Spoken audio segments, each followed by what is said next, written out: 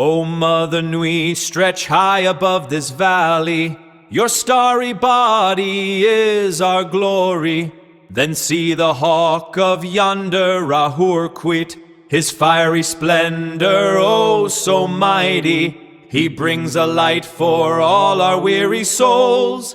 He makes the broken spirit whole.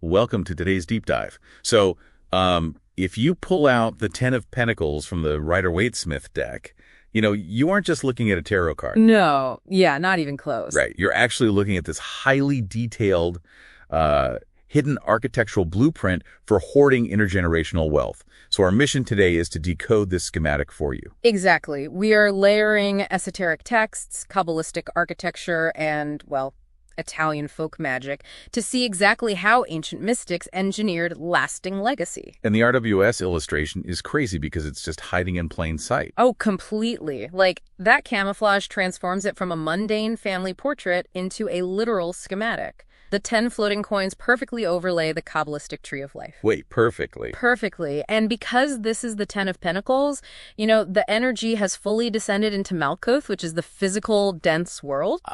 Yeah, so the alchemical process is totally complete. The thought has become dynasty. Okay, let's unpack this, because it's like looking at a regular family photo and suddenly realizing it's secretly a magical schematic. That is the perfect way to describe it. Right. And it's the visual tricks that Pamela Coleman Smith used that really map how that dynasty works. Like if you trace the tree down to the 9th coin, which is Yesod, the foundation, there is a third dog perfectly camouflaged in the intricate folds of the patriarch's robes.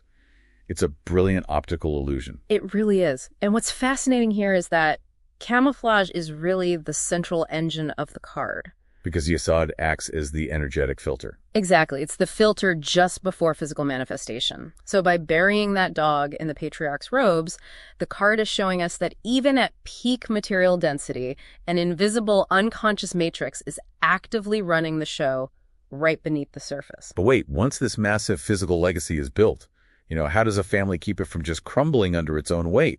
Because massive wealth has gravity. Yeah, and gravity eventually leads to collapse.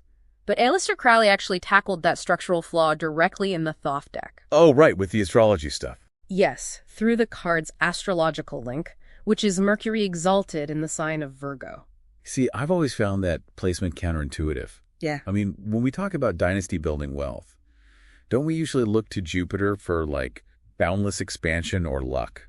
Well, expansion is great for acquiring wealth, sure, but it's fatal for maintaining it. Jupiter just inflates until it pops. Oh, wow. Good point. Right, so Mercury in Virgo operates entirely differently. It's like a relentless financial algorithm. Mercury demands high-velocity circulation, while Virgo provides this meticulous analytical precision. So the wealth survives because it's constantly being reallocated and optimized. Exactly. It's never just locked in a vault to gather dust. It is all about artisan-level management. That shifts the whole concept of legacy from something you just hoard to something you have to actively curate. Yes, absolutely. And to physically anchor that curation, ancient practitioners move from high philosophy to literal, hands-on folk magic.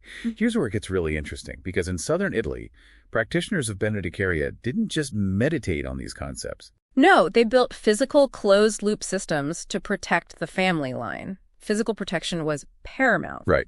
They have this specific home amulet where they combine a sprig of rue, which wards off envy, a pinch of hearth ash, and a lock of hair from every living family member.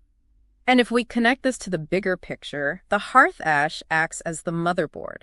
The hearth is the spiritual core of the home. It's literal carbon memory. By binding that ash with the biological DNA, the hair, you are grafting the family's life force directly onto the spirit of the house. So the house ceases to be just real estate. Exactly. It becomes a living biological extension of the bloodline, programmed to actively repel interference. That is wild. And it completely redefines inheritance for you as a listener. Yeah. So what does this all mean? True wealth in this context isn't just a trust fund. It's engineering a reality so secure that your descendants never have to waste a single calorie on basic survival. Yeah, they are handed the ultimate luxury, which is the freedom to focus entirely on their inner spiritual evolution. And this raises an important question regarding your own ancestral inheritance.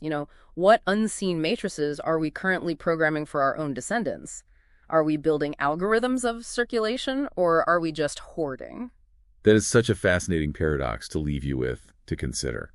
Because this entire blueprint, from the Kabbalistic descent into Earth to the physical ash in the hearth, relies on extreme material density to anchor its power. Right, it's very heavy, very physical. Exactly. So how does an explicitly physical earthbound magic translate to our modern era, where wealth is increasingly weightless, invisible, and digital? If the dynasty is now built on cryptocurrency instead of gold and real estate, is this ancient schematic obsolete?